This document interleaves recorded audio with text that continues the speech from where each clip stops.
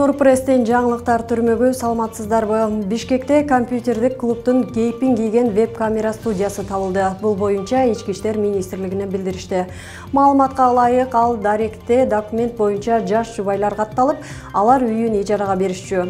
Мекемеде жашы 20-25 тегерегиндеги 7-8 жигит иштешет. Алар модель менен потенциалдуу кардарлардын ортосунда котормочу болгон. Министрликтин божомолу боюнча компьютердин бет маңдайында отурган веб-модельдер башка шаарда же башка өлкөдөн болушу мүмкүн. Ошондой эле сайттарга кирген кардарлар дагы башка шаарда жашашат.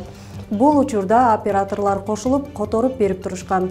Алардын бирден-бир милдети кардарларды азгырып көбүрөөк төлөтүү.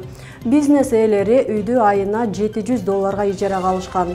Тинтүү учурунда жалпысынан 30 компьютер табылган. Россельхознадзор Кыргызстандык адал колбаса маркасы тыккан тойбостон чочконун этин тапканын айтып, Кыргызстандын ветеринардык кызматтарынын ишин чабал деп баалады. Тойбоз компаниясы дооматты четке кагууда. Бул жерде коомдо эки ачакей пикир жаралууда. Чындап ишенген компания бизге чочко этин жегиздиби деген бүдөмүк ой жаралды. Башкалары муну кара пиар деп баалады. Статистикалык маалыматтарга таянсак, биринчи кварталда аталган компания 144 тонна колбасаны экспорттаган. Бул биринчи кварталдагы көрсөткүч. Эгер чындап чочко эти кошулса, мынча көлөмдөгү азыкты кантип экспорттоду деген суроо жаралбай койбойт. Мындан улам кара пиар болушу мүмкүн деген ойлор басымдуулук кылууда. Ананда азыктын бул түрүн өндүргөн компанияларды кыргыз бийлиги дыкат текшерип чыкмай болду. Анткени чыккан маалымат бир эле ишканага эмес, жалпы Кыргызстандын эт азыктарына көлөкө түшүрдү. Тармактык орган Россельхознадзордон чочко эти табылды делген үлгүнү алып, үчүнчү көз карандысыз экспертизадан өткөрмөй болду. Деген менен Россельхознадзордун расмий сайтында кыргызстандык компания боюнча чыккан акыркы маалымат жарыяланган эмес. Кандай болгон күндө дагы кара пиар катары же чындыкпы? Айтор элге тараган билдирүү колбаса азыктарын өндүргөн ишканалардын жоопкерчилигин көтөрдү көрүнөт.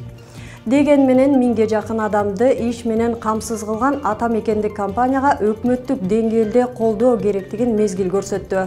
Анткени кайсыл компания болбосун мамлекеттин колдоосу жок эле өзү бутуна туруп, элди иш менен камсыз кылып, ички керектөөнү жаап, бюджетке салык түрүндө төлөмдөрдү төгүп келүүдө. Бул экономикага бир топ жөлөк таяк болот. Ошондуктан өкмөт дагы алардын өнүгүшүнө, бардык стандарттардын сакталышына кызыктар болушу керек. Бул үчүн бюрократияны кыскартып, жакындап берилүүгө тийиш. Интернет айдыңына Бишкектеги көп кабаттуу үйлөрдүн биринин сырты урап жаткан сүрөт тарады. Турак жай 2019 жылы эксплуатацияга берилген. Колдонууга берилгенден кийин 1 жылдан кийин сырткы фасады түшө баштаган. Бул көп кабаттуу үйлөрдүн сапатынын бир эле чети. Эгер жер титирөө катталса, алар туруштук бере алабы? Бул дагы чоң суроо. Кызыгы, ал үйдү кимдин компаниясы курганында. Албетте кезинде же азыр жогорку кызмат ордунда отургандардын компаниясы. Мына биздеги система. Уруксат алуу, жер бөлдүрүү сындуу маселелерди алеки заматта чечип, үй сала салышып сата калышат.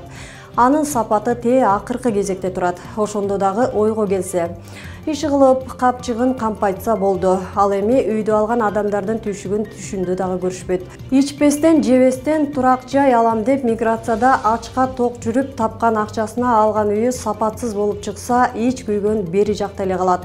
Мындай сапатсыз курулуш кадам сайын кезигет деп кесе эле айткан туура.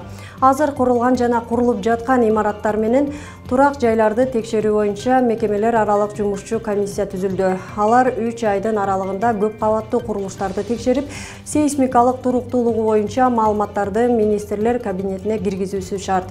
Бул жерде бирок деген дагы сөз бар. Ал комиссия жогорку жактын колдоосу менен иштеп аткандардын ич ара келишүү менен кемчилигин чөөттүн көзүндөй жашырбайбы? Эми бул суроого жооп берүү азырынча эртерээк.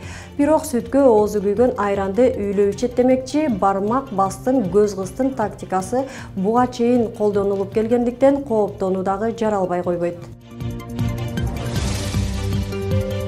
Кыргыз циркиндеги төөлөрдүн абалын көрсөңүз жүрөгүңүз ооруйт. Цирктин кызматкери Асланайым Маширова андагы жаныбарлардын жүдөп жүргөн видеосун социалдык түйүндөгү баракчасына жүктөп, алар каралбай калган. Дайыма ачка, кир, жуулбаган, кээде таштандыдан тамак таап жешет. Ички короодо дайыма кароосуз жүрүшөт. Өтүп бара жаткан кызматкер же артистке кол салышы мүмкүн деп жазган.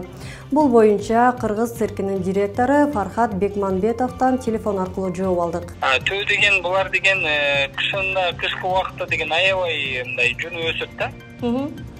Анан кийин могу күн жылып ысып баштаганда бул жүнүнүн баары түшүп баштайт экен. Өзүңүз билесиздер да, жазгысын малдардын баары түлөйт. Бул өзү естественный образдан түшүп атат. Эми мен төөлөргө силер түлөбөй тургула, Аширова келип тартып алат экен деген это невозможно. Жем-чүү бар, жетиштүү. Мусорный эме ошол жакта, бизде баары мусорныйларды өзүнчө бекитип, анан тиги эмесин өзүнчө бекитип койгон бизде анчалык территориябыздагы помещениеде жок. Коңшу Казакстандын Астана шаарында Азия чемпионаты өткөрүлүп жатат. Бүгүнкү күнү Кыргызстандан барган спортчулар алдыңкы орунга чыгышты. Тактап айтсак, грек-рим күрөшү боюнча мелдеш жыйынтыкталып, биздин спортчулар 3 алтын, 1 күмүш, 3 коло медаль менен командалык эсепте 2-чи саптан орун алышты. Буга чейинки Азиянын 2 жолку чемпиону Акжол Махмудов 3-чү ирет Азия чемпиону болсо, Жоламан Шаршембеков 2-чи жолку Азия чемпиону аталды.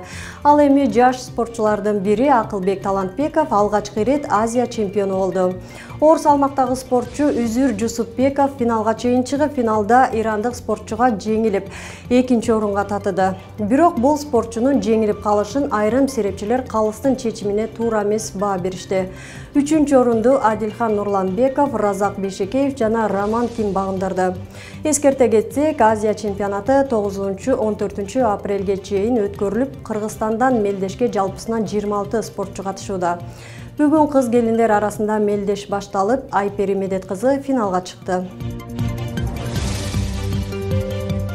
Нурпресстин жаңылыктарын YouTube, Instagram, Telegram, Facebook'tan көрө аласыздар. Нурпресс чындыктын изи менен.